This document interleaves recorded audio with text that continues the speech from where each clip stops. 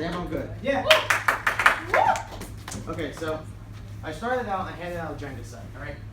We know it's a competitive game, family fun. Also, we use it as a drinking game in college if you really want to know about that. But I can see it differently in the sense of things. This right here is a personal friend of mine, very close to me. Her name's Kara Murphy. She's the fourth of 5 kids and the aunt of 9 nieces and nephews. As she was growing up, she was the butt end of every joke with her friends. She always was trying to fit in, but her friends really would never give her the time and place. When she got to 8th grade, those problems got worse and worse. Nervousness, stress, anxiety, and not fitting in built up and up like a game of Jenga. And sure enough, in 8th grade, she tried taking her life 3 separate times on 3 separate occasions. Each time was different, and each time a different force driven her away from doing it. She was diagnosed with depression and general anxiety at the age of 14. A girl so calm on the surface to everyone, who didn't seem like she had something wrong with her, was suffering drastically mentally. But fortunately for her, 3 years later, her cousin Sean committed suicide.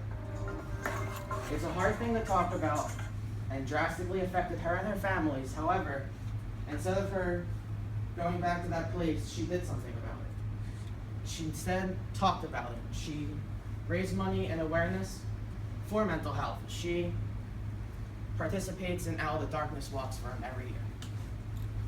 It's her courage, strength, and adversity to overcome such a drastic time in her life that really truly makes me look at things the other way. I was glad I got to spend the end of my high school years with her, and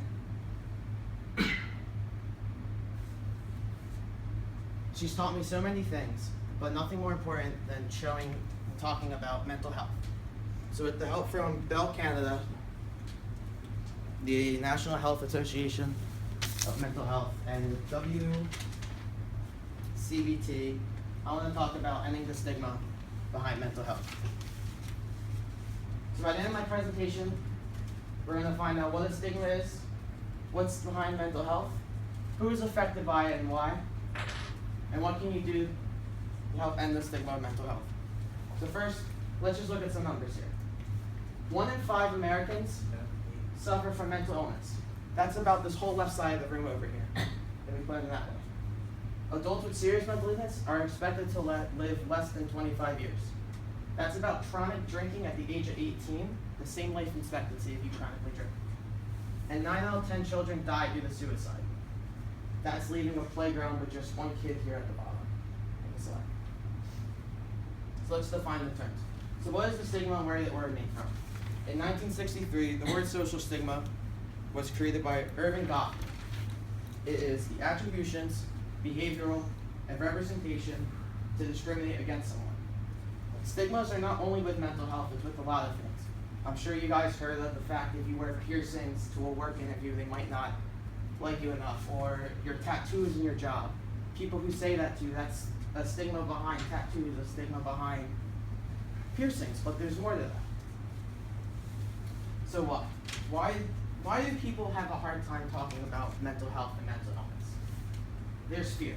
The fear of not fitting in, the fear that people are going to judge them, the fear that inside they're not good enough. Exclusion.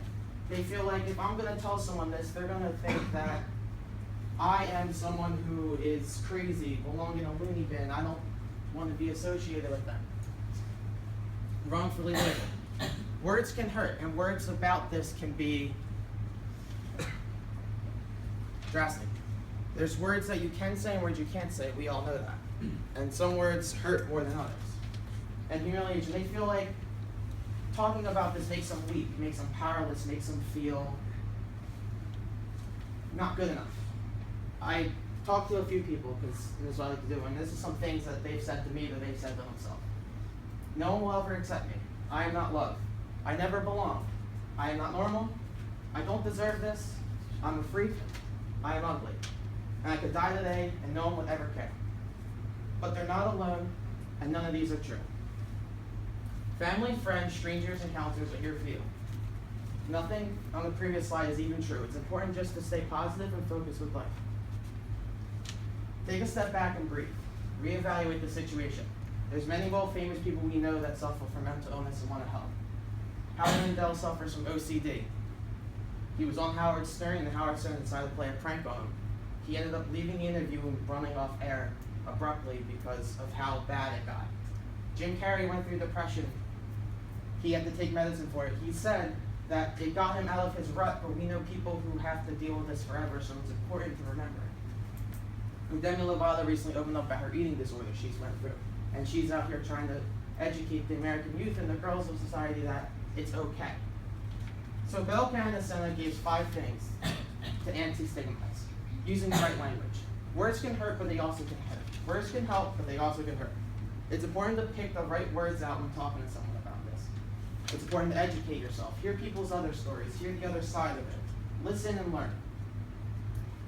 Be kind. Small acts of kindness go a long way. It could even be a handshake, a high five, a hug, a good morning, a hello, anything. When you listen and ask, you want to hear out. You want to listen, you don't want to trivialize. It's a good question, you don't want to trivialize this. And just talk about it. Just keep going. You want to make sure you feel there for them. So, what can you do? If anybody has a Twitter right now, I highly recommend take out your phone if it's on your phone, and just tweet out a simple hashtag Bell Let's Talk.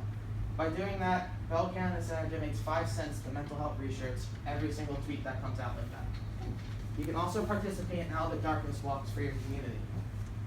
Going on the afsp.donordrive.org, they list a whole ways of sites you can find places and areas around you that have walks for it.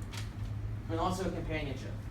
We are separated in this world we live in, and we are quick to judge people, but it's important that we stick together.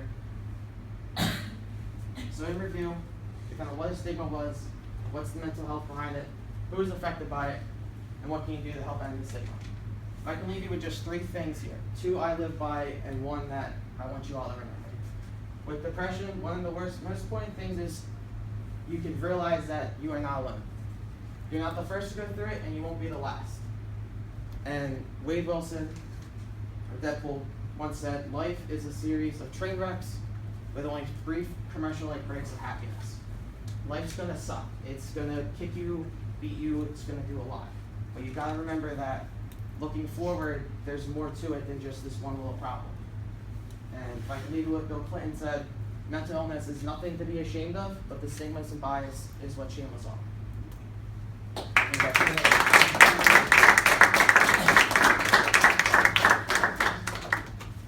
Do you believe in prescription drugs to help with depression? The question was, do I believe in prescription drugs to help with depression? I actually know people who take it, and it does help them, but it's kind of a short-term thing.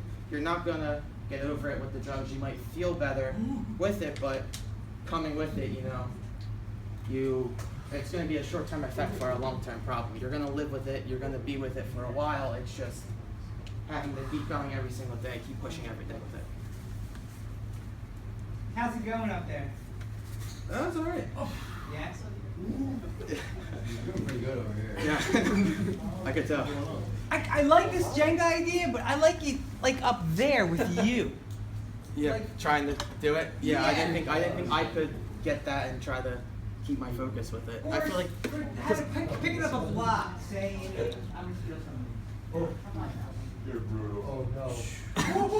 I thought that was. like having it up here and saying this block is school, this block is your family, this block is your friends, and building like a little mini Jenga, and then at some point in the presentation, this might possibly I happen. thought that. Yeah, just be a little more hokey, a little more dramatic. All right, what was good here for Chris? That story.